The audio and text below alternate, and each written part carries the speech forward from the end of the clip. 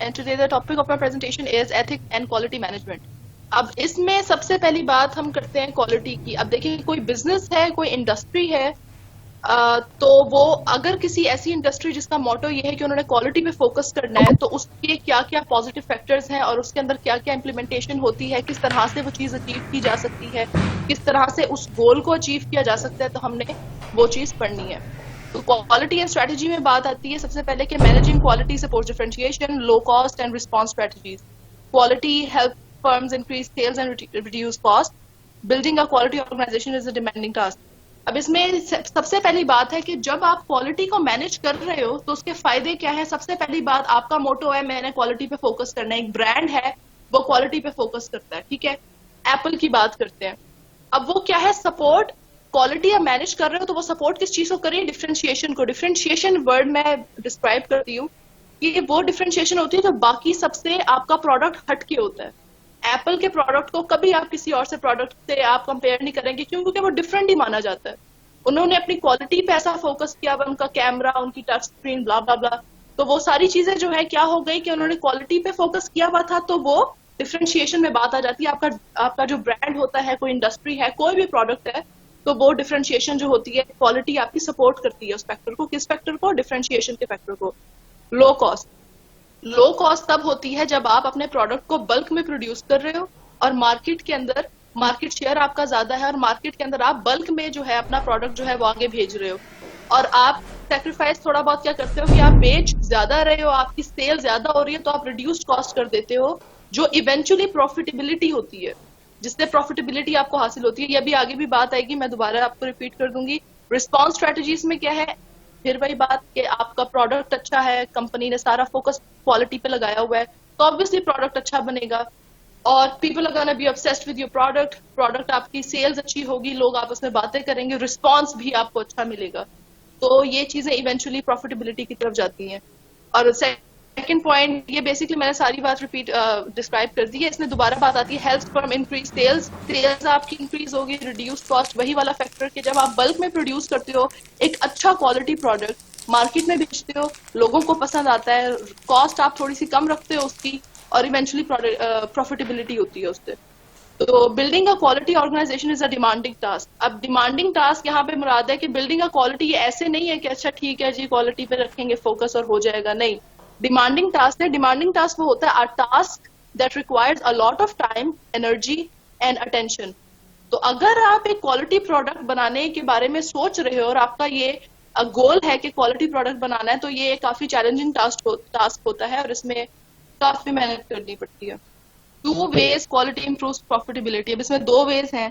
आपकी sales gain होगी तो आप किस तरह से होते हैं, इंप्रूव रिस्पॉन्स आपको अच्छा मिल रहा है, फ्लेक्सिबल प्राइसिंग आपने रखी हुई है। फिर मैंने वही बात की कि बल्क में जब आप प्रोडक्ट आके भेजते हो, मार्केट शेयर जब आपका ज्यादा होता है, तो आप जो होते हो अपने प्रोडक्ट की कॉस्ट आप रिलेटिवली थोड़ी सी कम रखते हो, लेकिन उससे क्या होता है आपकी सेल ज्यादा होती है, लोग ज्यादा खरीदते हैं।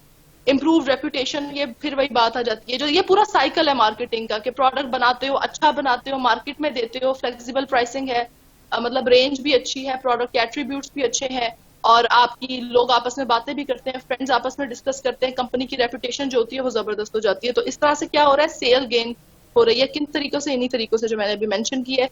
रिड्यूस्ड कॉस्ट से क्या होता है, इंक्रीज प्रोडक्टिविटी। प्रोडक्टिविटी कैसे इंक्रीज होगी कि भाई एक प्रोडक्ट है जो कि ओप्पो का फोन है, वो जो है वो बल्क में प्रोड्यूस करते हैं, बल्क में आगे भेजते हैं, और उनकी कॉस्ट जो है, सारे फीचर्स हैं, टच स्क्रीन है, कैमरा है एंड व्हाट नॉट, हर चीज है, तो क्या है, प्रोडक्टिविटी इंक्रीज होती है, कॉस्ट वो रिड्यूस रखते हैं और इवेंचुअली आपकी प्रॉफिटेबिलिटी ज्यादा होती है। Lower rework and scrap cost, lower warranty cost. अब इसमें क्या होता है कि अक्सर ये होता है कि प्रोडक्ट अगर अच्छा नहीं बना हुआ तो कंप्लेन आती है कस्टमर की तरफ से कि प्रोडक्ट सही नहीं है, ये तो गारंटी आपने दी थी, ठीक करके दें, तो उस पर दोबारा पैसा कंपनी लगाती है और उन्हें ठीक करके देती है। लेकिन अगर क्वालिटी पे आपने पहले से ही कंपनी वालों ने फोकस रखा हुआ है कि हमने अपना प्रोडक्ट जो है वो क्वालिटी प्रोडक्ट बनाना है, तो ऑब्वियस सी बात है कंप्लेन्स नहीं आएंगी, आपको एक्सटर्नल कॉस्ट नहीं देनी पड़ेगी। ये भी बात अभी दोबारा मैं डिटेल से करूंगी। उसमें यह है कि जब आपके पास प्रोडक्ट अच्छा है, कंप्लेन कस्टमर से नहीं आ रही, अच्छा जबरदस्त क्वालिटी प्रोडक्ट है, तो आपके lower rework and scrap cost तो लोअर हो गई, वो ऊपर की एक्सटर्नल कॉस्ट आपकी ज्यादा नहीं लगेगी, कंपनी ने प्रोडक्ट बनाया, मार्केट में दिया, एंड दैट्स इट। उसके बाद प्रॉफिटेबिलिटी ही होती है, आपको लॉस नहीं होता अगर क्वालिटी पे आपने क्वालिटी पे आपने अपना पूरा फोकस किया हुआ है। तो इस तरह से जो है ना, आपको क्या कहते हैं उसे, प्रॉफिटेबिलिटी होती है इवेंचुअली आपको, जब आप क्वालिटी पे बात कर रहे होते हो।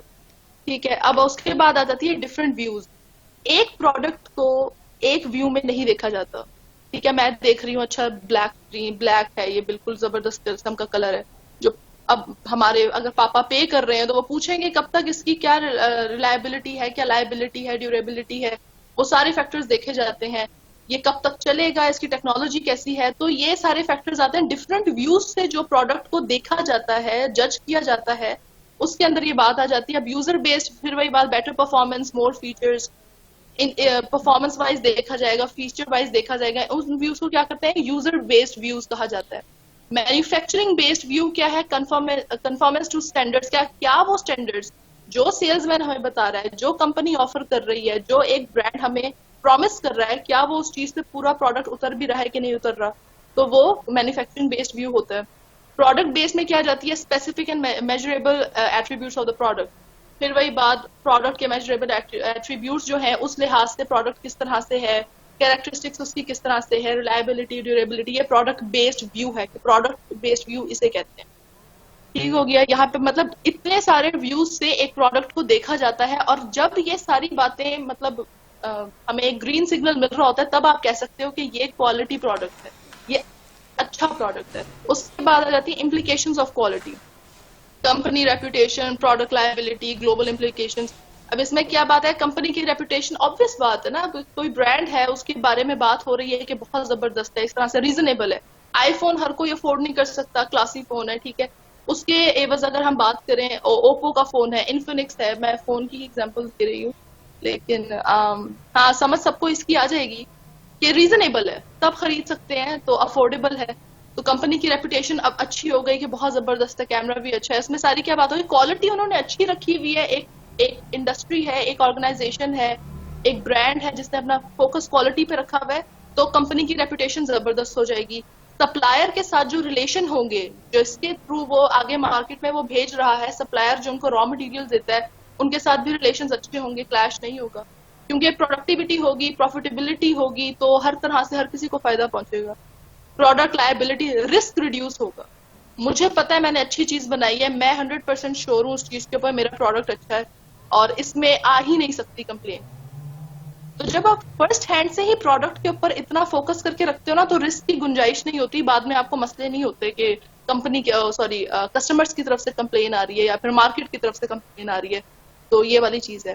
ग्लोबल इम्प्लीकेशन क्या होती है कि आपका जो कंपटीशन होता है बाकी चीजों के साथ, बाकी ब्रांड्स के साथ, क्लोथिंग है तो दूसरे क्लोथ, कोक का पेप्सी के साथ, हर तरह से जो आपकी कंपटीशन में मार्केट होती है, उसके साथ आपकी इम्प्रूव्ड एबिलिटी होती है कम्पीट करने की, कि आप इतना, आप में कॉन्फिडेंस होता है कि आपका प्रोडक्ट इतना अच्छा है कि आप इजीली कम्पीट कर सकते हो ब्रांड को। तो ये बेसिकली क्वालिटी जो है उसकी, क्वालिटी पे जब आप प्रोडक्ट को फोकस करते हो तो उसकी ये पॉजिटिव फैक्टर्स हैं। फिर बात करते हैं की डायमेंशंस ऑफ क्वालिटी।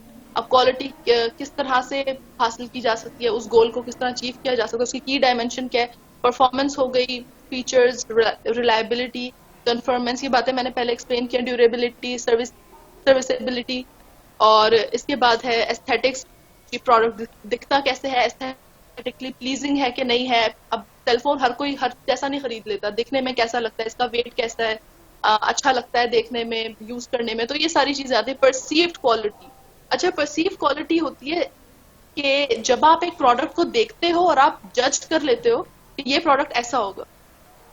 ये बात समझिएगा कि मैंने एक प्रोडक्ट देखा है, अभी सिर्फ शोकेस पे देखा है मैंने, कि यार ये बहुत जबरदस्त लग रहा है, और आप अपने माइंड में ना एक इमेज बना लेते हो, अच्छा ये प्रोडक्ट अच्छा होगा, फिर जब आप उसे यूज करते हो, अगर वो वैसा ही आपको नहीं मिलता, अगर वो प्रोडक्ट आपको आपकी एक्सपेक्टेशन से मीट नहीं करता, फिर कहते हो आपके प्रोडक्ट अच्छा नहीं है। लेकिन परसीव्ड क्वालिटी होती है कि आपने जो जज की थी बात, आपने प्रोडक्ट को देख के जो बात सोची थी कि प्रोडक्ट ऐसा होगा, और अब जब यूज करते हो आप और वो प्रोडक्ट वैसा ही निकले, आपकी एक्सपेक्टेशन को मीट कर जाए, या कंपनी का प्रोडक्ट कस्टमर की एक्सपेक्टेशंस को मीट कर जाए, तो वही क्वालिटी प्रोडक्ट होता है। और वैल्यू, अब बात आ जाती है कॉस्ट ऑफ क्वालिटी की। कॉस्ट ऑफ क्वालिटी की सबसे पहले मैं आपको डेफिनेशन बताती हूँ। कॉस्ट ऑफ क्वालिटी वो होती है कि वो कॉस्ट लगना, सिंपल वर्ड्स में, cost of quality is the cost of poor products और सर्विसेज। पुअर प्रोडक्ट होते हैं, एक कंपनी ने एक प्रोडक्ट बना दिया, जबरदस्त हो गया जी, बना दिया, अब उस पे अगर मसले आते हैं, किसी भी किस्म का कोई फेलियर हो जाता है, उस क्वालिटी को अचीव करने के अंदर, उस एक एक्सपेक्टेड क्वालिटी को एक कंफर्मेंस ऑफ स्टैंडर्ड तक ले जाने के लिए, उस चीज को अचीव करने के ऊपर जो कॉस्ट लगती है कंपनी की, वो होती है कॉस्ट ऑफ क्वालिटी। उसमें डिफरेंट टाइप्स आ जाती हैं। सबसे पहले मैं बात करूंगी अप्रेजल कॉस्ट की। अप्रेजल कॉस्ट में आती है evaluating product, parts and services. उसके अंदर सारी बातें आ जाती हैं, जैसे कि रॉ मटेरियल्स, आपका जो प्रोडक्ट को आपने जो मैन्युफैक्चर आपने जो प्रोडक्ट करना है, उसके ऊपर जितनी भी कॉस्ट लगेगी, सबसे पहले अप्रेजल कॉस्ट होती है। अप्रेजल कॉस्ट में ना ये भी आता है कि कॉस्ट ऑफ इंस्पेक्शन। इंस्पेक्शन जो होती है, फॉर एग्जांपल K&N का ब्रांड है, वो तब तक मार्केट में नहीं आएगा जब तक FDA अप्रूव ना कर दे, फूड डेवलपमेंट अथॉरिटी। जब तक वो ये हमें अप्रूव ना कर दें, तब तक वो ब्रांड आगे नहीं जा सकता। ठीक है, अब उनको अगर आपने इंस्पेक्शन अपने कंपनी की करवानी है, मैंने अपनी ऑर्गेनाइजेशन की इंस्पेक्शन करवानी है कि जी आइए देख लीजिए, हम इस तरह काम कर रहे हैं, इस तरह प्रोडक्ट बन रहा है और ये हमने आगे भेजना है, तो उसकी भी फीस लगती है। वो सारी इंस्पेक्शन की जो फीस होती है, क्वालिटी की ऑडिट जो होती है, टेस्टिंग हो गई, उन सारी कॉस्ट को कहते हैं, जो कंपनी लगाती है उसे अप्रेजल कॉस्ट कहते हैं। फिर मैं बात करती हूँ प्रिवेंशन कॉस्ट की। प्रिवेंशन कॉस्ट में बात आ जाती है sum of all the cost to prevent defect. कि आपको पता है कि आपके प्रोडक्ट को हम मैन्युफैक्चर तो कर रहे हैं, इसमें ये डिफेक्ट्स आ सकते हैं या आ रहे हैं, उन डिफेक्ट्स को ओवरकम करने के लिए कंपनी जो कॉस्ट लगाती है, कोई भी, फॉर एग्जांपल एक एक्स्ट्रा रॉ मटेरियल की जरूरत पड़ गई या फिर किसी और चीज की जरूरत पड़ गई, बेसिकली उन डिफेक्ट्स को ओवरकम करने के लिए जो कॉस्ट लगती है कंपनी की, उसे क्या कहते हैं? Prevention cost. उसके बाद बात आती है इंटरनल फेलियर की। इंटरनल फेलियर को फेलियर कॉस्ट भी कहा जाता है। इंटरनल फेलियर होता है कि रॉ मटेरियल जबरदस्त है, हर चीज ओके है, आपका प्रोडक्ट भी ठीक है, लेकिन कहीं ना कहीं प्रोडक्ट जो है वो नहीं आपका ठीक आ पा रहा, या फिर बिफोर डिलीवरी आपको पता चलता है कि इस प्रोडक्ट के अंदर कोई मसला आ रहा है, ये प्रोडक्ट ठीक नहीं है, इसके अंदर ये क्वालिटी में डिफरेंस आ रहा है बाकी प्रोडक्ट से, तो वो एक फेलियर होता है, इंटरनल फेलियर होता है। उसको ओवरकम करने के लिए जो कॉस्ट लगती है वो इंटरनल फेलियर कहलाता है। कि अभी आपने मार्केट में नहीं भेजा, आपको पहले पता चल गया कि अच्छा ये इसमें डिफेक्ट है, इसे ठीक करना है, ये रिपेयर करवाना है, तो उसमें जो कॉस्ट आती है वो इंटरनल फेलियर कहलाती है। उसमें जो कॉस्ट लगती है वो आपकी फेलियर कॉस्ट कहलाता है। एक्सटर्नल कॉस्ट क्या होता है, ये फिर मैं बात बताऊंगी। एक्सटर्नल कॉस्ट को कहते हैं वारंटी कॉस्ट भी कह सकते हैं, जिसमें आता है कि मैंने चीज परचेज कर ली, वो फिर मुझे पता चलता है जी इसकी ये चीज खराब है, मैं मोबाइल लेके आई हूँ, इसका जो हैंड फ्री है वो ठीक नहीं चल रहे हैं, या फिर इसका स्पीकर जो है वो खराब है, मैं कंपनी के पास जाती हूँ, मैं कहती हूँ ये मेरी जो चीज है ये ठीक नहीं है, आप ठीक करके दे। वो करके भी देंगे, यानी कि उनका कहीं ना कहीं दोबारा पैसा उस पर थोड़ा बहुत लगेंगे, तो उसे क्या कहते हैं? एक्सटर्नल कॉस्ट कहते हैं, कि ये हमारी ऊपर से पैसे लगे हैं इस पे। तो बेसिकली ये सारा था कॉस्ट ऑफ क्वालिटी। तो ये टोटल क्वालिटी पे, क्वालिटी को अचीव करने के लिए जो पैसा लगता है कंपनी का, उसे कॉस्ट ऑफ क्वालिटी कहते हैं, क्वालिटी को अचीव करने के लिए। फिर बात आती है ethics and quality management. Ethics and quality management में है जी, operation manager must deliver healthy safe quality products and services. Managers को अच्छा, मतलब आगे प्रोडक्ट जो है वो क्वालिटी प्रोडक्ट्स देने। अब ये एथिक्स है बेसिकली, कि करना क्या चाहिए लोगों को, बिजनेस करने वालों को या फिर कंपनी को, ब्रांड्स को करना क्या चाहिए, ये करना चाहिए, और जो नहीं करते वो अनएथिकल बात होती है। एथिक्स क्या है? कि सेफ प्रोडक्ट आगे भेजें, हेल्दी फूड की बात करें तो हेल्दी भेजें, कोई प्रोडक्ट की बात कर रहे हैं जैसे गैजेट्स होते हैं हमारे, टेक्नोलॉजी के जो गैजेट्स हैं ये सेफ हो, क्वालिटी प्रोडक्ट्स हो, अच्छी सर्विस दें। पुअर क्वालिटी अगर आप आगे भेजते हो तो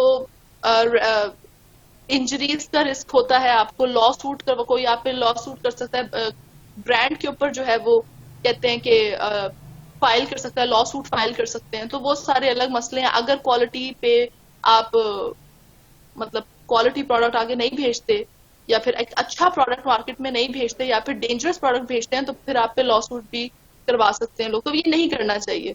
बेसिकली एथिक्स की बात है। Organizations are judged by how they respond to problem. Organization को जज इस तरह किया जाता है कि वो अपने प्रॉब्लम्स पे किस तरह रिस्पॉन्ड करते हैं, ठीक है। तो all stakeholders must be considered. इसमें सारी ये बात थी कि एथिक्स क्या है एक क्वालिटी मैनेजमेंट के, कि कोई भी इदारा है वो क्वालिटी मैनेजमेंट अगर वो रख रहा है तो एथिकली किस तरह उन्हें करना चाहिए, तो ये वाली बात। उसके बाद आ जाते हैं ISO 14,000 इन्वायरमेंटल स्टैंडर्ड। अब ISO क्या है? ISO है इंटरनेशनल ऑर्गेनाइजेशन फॉर स्टैंडर्डाइजेशन, ठीक है। अब इसमें ये है कि ये एक ऑर्गेनाइजेशन है जिसने अपने कुछ एलिमेंट्स जो है वो स्टैंडर्ड बनाए हुए हैं कि इन चीजों पर बेस करते हुए कोई भी ऑर्गेनाइजेशन, कोई भी अलग इंडस्ट्री, कोई भी अलग बिजनेस जो है वो रन करेगा तो इन चीजों को मद्देनजर रखते हुए ही करेगा। फॉर एग्जाम्पल, इसकी मैं एग्जाम्पल दूं, टाइम जो है वो हम जियो से मैच करते हैं कि जियो के ऊपर क्या टाइम चल रहा है, वो हमें पता है कि वो स्टैंडर्ड है, इस तरह से करना है, ठीक है, और वही टाइम ठीक है, ठीक है। अब इसमें इन्वायरमेंटल स्टैंडर्ड ये है कि कोई अगर ऑर्गेनाइजेशन रन हो रही है उसका इन्वायरमेंट पे क्या इफेक्ट, नेगेटिव इम्पैक्ट अगर कोई पड़ रहा है, जो कि पड़ता है, तो उसको ओवरकम किस तरह किया जा सकता है या किस तरह की पॉलिसी बनाई जाए। तो हम मतलब एथिकली जो है वो आप अपना बिजनेस रन करते हो, कोई भी इंडस्ट्री रन करते हो, उसके कोर एलिमेंट्स क्या है? Environmental management, auditing, performance evaluation, labelling, life cycle assessment. अब इसके अंदर एनवायरमेंटल मैनेजमेंट में क्या होता है कि कोई भी इंडस्ट्री जो है ना वो सबसे पहले क्या करती है कि एक EMS की पॉलिसी बनाती है, इन्वायरमेंटल मैनेजमेंट सिस्टम की एक पॉलिसी बनाती है, और वो इस लिहाज से बनाती है कि एक तो उनकी अपनी पॉलिसी होती है और फिर वो देखते हैं कि वो ISO से मैच करती है या नहीं करती, और वो उस चीज पे इम्प्रूवमेंट की तरफ लाते हैं कि अच्छा ये हमारी पॉलिसी है और इसको हम किस तरह से मजीद इम्प्रूव कर सकते हैं, कि हमारी इन्वायरमेंट पे क्या इफेक्ट पड़ेगा या हमने इन्वायरमेंट को किस तरह प्रोटेक्ट करना है। तो इसमें इन्वायरमेंट मैनेजमेंट में जो कोई भी इदारा होता है वो ये करता है।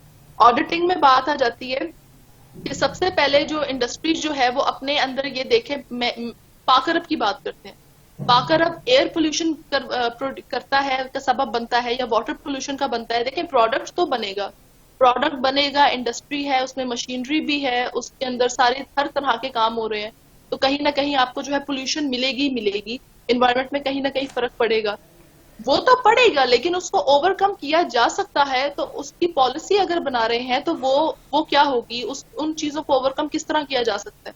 सबसे पहले तो एक इंडस्ट्री ये देखे कि हमारी वजह से एनवायरनमेंट पे क्या नेगेटिव इम्पैक्ट पड़ रहा है, पहले वो उन ऑब्जेक्टिव्स को सेट करे, फिर वो सॉल्यूशंस को जो है ना वो लिस्ट बनाए कि इस चीज को ओवरकम हमें इस तरह करना है। तो ये बेसिकली ऑडिटिंग होती है, प्लानिंग होती है कि ये हमारे इंडस्ट्री से एनवायरनमेंट पे ये नेगेटिव इम्पैक्ट पड़ेगा और हमें इसको किस तरह से ओवरकम करना है। परफॉर्मेंस इवैल्यूएशन होती है, परफॉर्मेंस इवैल्यूएशन में होता है कि एक मेजरमेंट होती है थ्रू आउट प्रोसेस की कि किस तरह से जो है आपका परफॉर्मेंस जो है वो की जा रही है, प्रोडक्ट की परफॉर्मेंस किस तरह से हो रही है, एक प्रोडक्ट जो है वो मैन्युफैक्चर हो रहा है और किस रेट पर हो रहा है, किस लेवल पर परफॉर्मेंस हो रही है, किस तरह से वो थ्रू आउट मैन्युफैक्चरिंग हो रही है, उस सारे प्रोसेस को परफॉर्मेंस इवैल्यूएशन कहा जाता है। लेबलिंग होती है कि आपने जो प्रोडक्ट बनाया है, जो सेफ मेजरमेंट्स आपने की हैं, वो आप अपने प्रोडक्ट के ऊपर लेबल भी करते हो कि ये मेरी आवाज आ रही है? आ रही है महम? नहीं, मेरे पास एक कट हो रही थी, एक सेकेंड।